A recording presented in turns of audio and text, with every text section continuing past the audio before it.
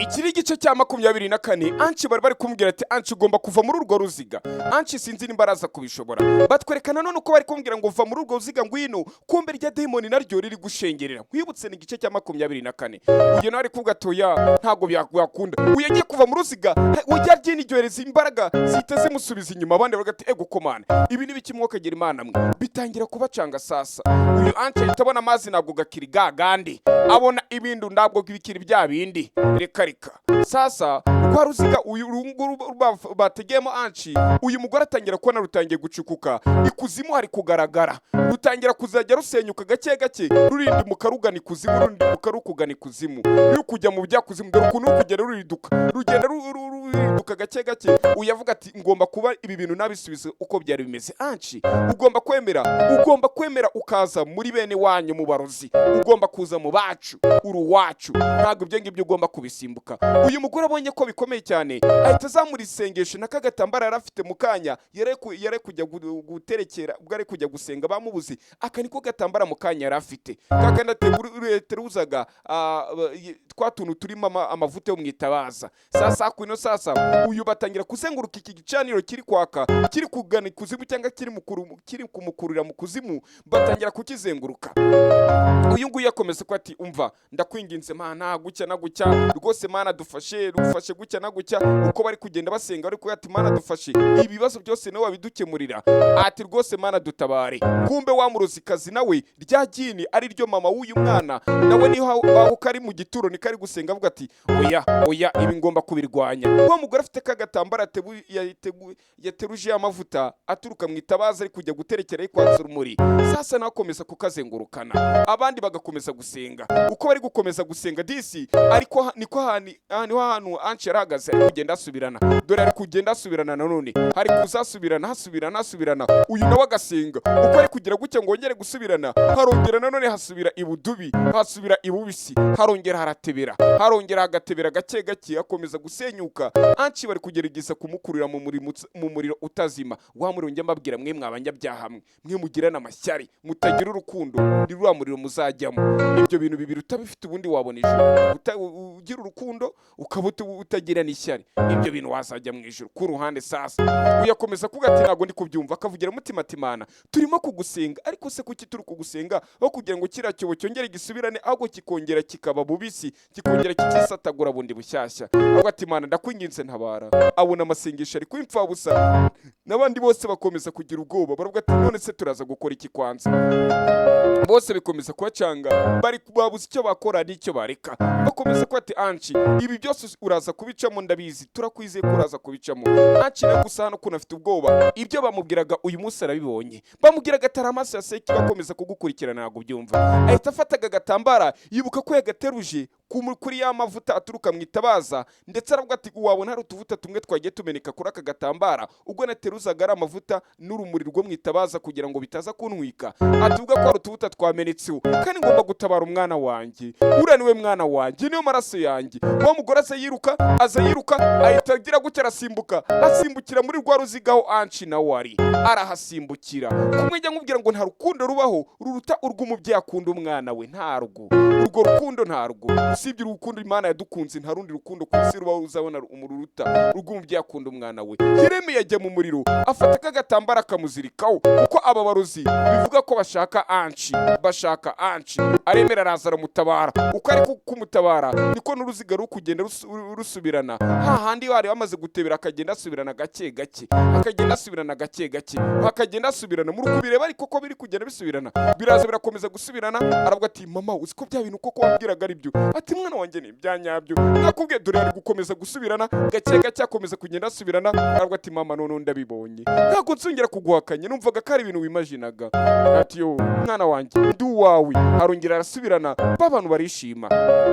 Wa mudayimoni ariwe bita Diana ari hakurino sasa rugatoya ntago munsinzi ntago gucyanira natsindwa ushara gutsinda igitego cya mbere mukibwira ko match ari mwebwe muraza kuyegukana ariko mu you are fucking wrong muri kwibeshya muri gukina n'ikipe mutazi mwikwibeshya uyu mugore DC yarareze rero ati mwana wanjye nabura byinshi nabura byinshi nanahomba byinshi ariko singuhombe kaka demon karuga ati ndaje mwebwe ndabazi mbatwereka mu rugo rwo kwa Anshi aje ku ruhande bakomeza kumbwira ati Anshi urabona ko ibyo twakubwiraga ko ari byo ndetse urabona ko nta rwango tuba dufite uwo ni Chantal akomeza ko ati Anshi ni wemerera ibyo mama we yakubwiye ukemera ugakora ubukwe ibintu byose biraza kurangira neza na papa aravuga ati mwana wanjye itera ikirenge mu cyawe kugira ngo iyi mivumo cyangwa se aya magina akomeza kugenda ku muryango wacu aze kurangira tuvuyeho nuko ugomba kwemera ugakora ubukwe nyamaze nubwo ari kumubwira gukora ubukwe ntibaze ko ari kumatira kagomba gukorana ubukwe n'igini uyu aravuga ati mwana wanjye urabivugaho iki sasa abandi bakomeza kubwira ati Anshi byemere Anshi sinzi ko biraza kugenda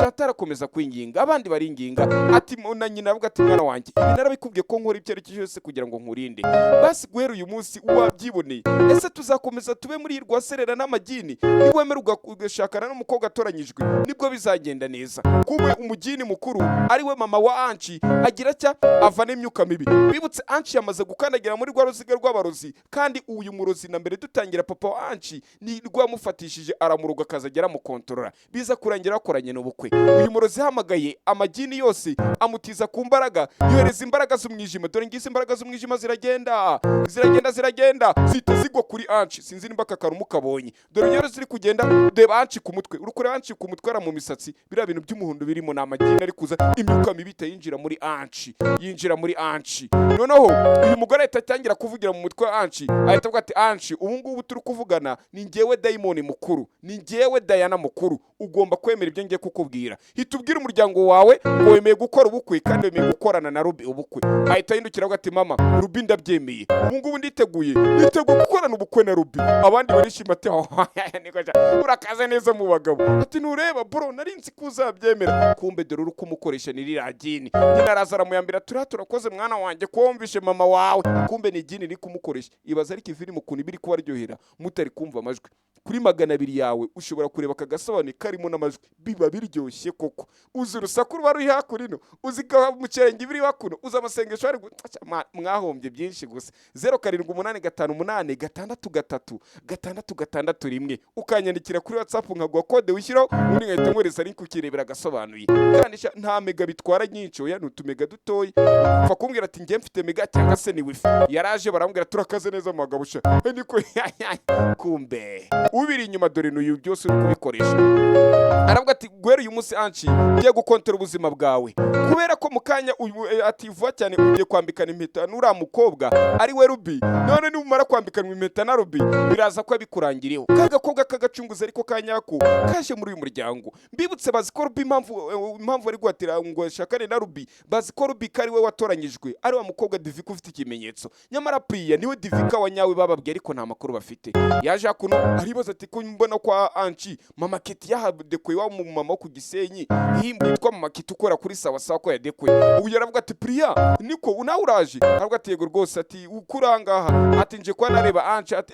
mugwamagara se ati mumamagarire mushaka aravuga ati none se nibiki biri kwera kuno anti aravuga ati ntago Anshi bikubwiye mushuti watuya ati Anshi rero burafite ubukwe ati Anshi afite ubukwe ahita avuga ati yego rwose mfite ubukwe ariko kiza cyahinduye ati cyane rwose mfite ubukwe kiri kumukanga nyine cyahinduye imvugo uko uyaramureba aravuga ati koko se Anshi ufite ubukwe ati mfite ubukwe nyine kandi ubukwe bugiye ko hano n'ubwanjye muri amaginiri ngo icyo ngajya akunda kuvuga abage mwirimbi rya Kayonza baba nijya numva batubeshyaga shakera ngo nanyuze mwirimbi rya Kayonza ngo nge kuzimu ngo bajya bavuga ngo ngibijwe imeze ukuntu amagini sasa Anshi nawe itaza aravuga ati ko ndi kubona wagira ngo uratengushwe ati ko mbona uratengushwe ese ubundi kucyuranga kandi nta gutumiye sasa sheri wahitaza wa mukobwa Ruby ayitaza ari wende Ruby sasa ayitaza kuri no areba Anshi atangira kumwishinzaho ahita mufata no muri portesheri hari ahantu bahita muri portesheri mujye mukamenya ko ari akantu umukobwa nagufata kuri mu muhanda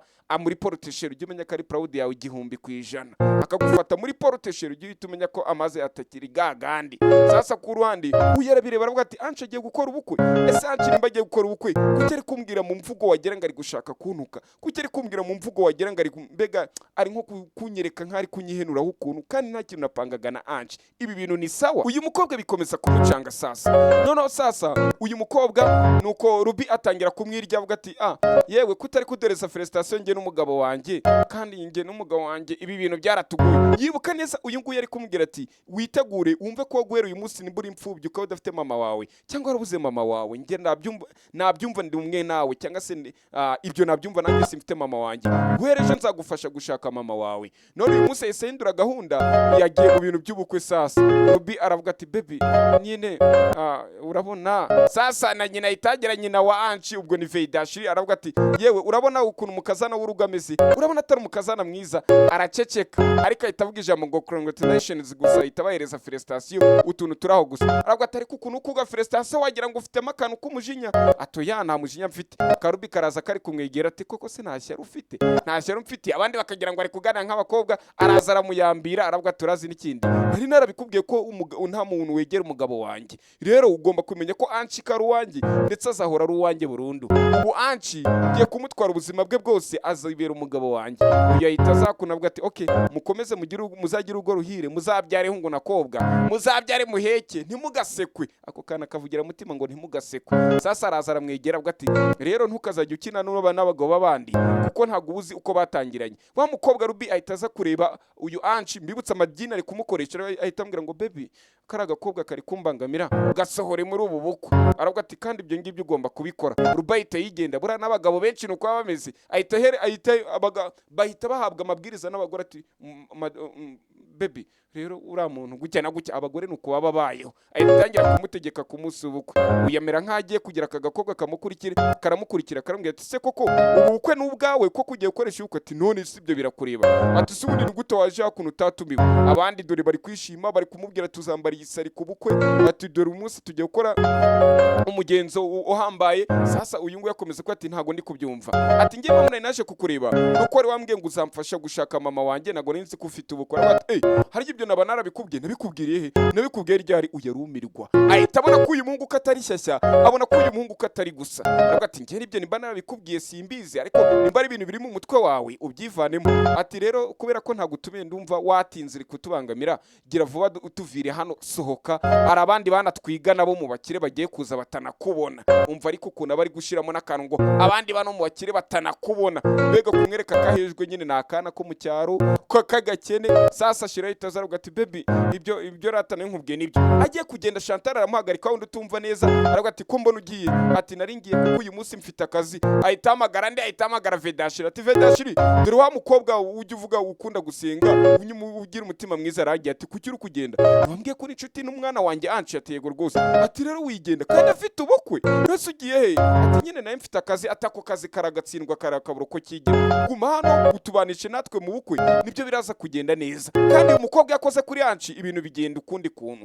Batwereka kuno sasa aba baje kuno bari kwakira umugeni n'umukwe. Sasa Umukazana nawe bamuzanye, baraza baraterekera bakora imigenzi yabo, abandi bishimye. Yakodesheje n'ababyeyi, namwe ariga abakobwa mukodesha ababyeyi nimujya mubona ku makwe. Umukobwa agakodesha ababyeyi barana amagina bavuye kuza. Ese nta kintu mutaba muri kumva nzajya mbarabura kugeza ryari? Abandi barishima ati ararongoye ubukwe burabaye. Nyamara aka gakobwa ka Divika niko bakabaye bashakanye kuko niko gakobwa katoranyije. None dore bakoze ikosa kubera gutwarwa n'amarangamutima bamushingiye igini ntago babizi. Nawe igini riri kumukoreramo yese abyemera atabizi. Divika uyu niwe tuzi nk'umucunguzi nubwo abantu bamwita Burya. Twabonye ko ari umwana wa Divya. Ndagira ukurikira urebe. Araza afata sinduri ayishira ku gahanga. Ababonye season nabakoreye y'abarozi bita Vishi. Nibakoreye kera imaze nk'imyaka ingahe. Iri no mu badije mujye kwishaka yitwa Vishi nahereyeho kera. Iyo season nayo bakoreye. Iyo impamvu mfashe pause muri kureba uyu mugore akakana afite ku mutwe ni gaturuka muri ya mafu bita Vermilion cyangwa se ni sinduru ubundi cyangwa se ubundi hari ababugita ngo ni mangrasudra, ariko hari impamvu bayita gutyo nyine. Ariko ibundi akani ka sindure ari amafu rero mujya mubona baba bashizemo hariya bagakoroga bakabigera ibintu nyine wagira ngo ni nk'akawunga bagahita bakaguteraho kara kadomo. Hari icyo kaba gasobaneka nse nkikubwire. Iyo bakagushizeho uri igini ababonye muri kwibuka umurozi witwa Katerina. Hari umurozi burimo witwa Katerina. Igini ryaturitse Ikuzimu bita Katerina ryatinyaga aya mafu ya sindure. Ucyo bayigushizeho uri igini bikurangiriraho nabi. Uyu nawe bamushizeho izo sinduri atangira kumva ari gushya iyi sinduri twika amagini twika amadayimoni sasa nawe yumvisha ari gushya barongera bakoroga andi mafu bakoroga aya mafu ya Familiam babita bakomeza kumena handi mafu sasa uyu ko ari kumumena amafu kumbe iri gini cyangwa se iyi dayimoni niko riri kugenda rishya urebe dore ku mutwe uko ari kugenda arashya kumbe iri dayimoni ni gucya ari kugenda ari gukongoka ariko bo ntago ari kubibona uyu mukobwa rwati ese ndaza gukomeza kuguma muri uburibwe kugera ryari imbaraga zanjye ziraza guhita zigaragaza babone ko ndi dayimoni ko ndi gini ahantu ndaza kwatoroka hate yaje dukomeze n'igice gikurikiye ni buri saa 11 Imana ikomeze kubarinda nimero ni 078 andika 078 58 6 rimwe niba ushaka izirimo amajwi nyandikira guhera ku mafaranga 200 kuzamura ndaguha kode wishyuriraho tayari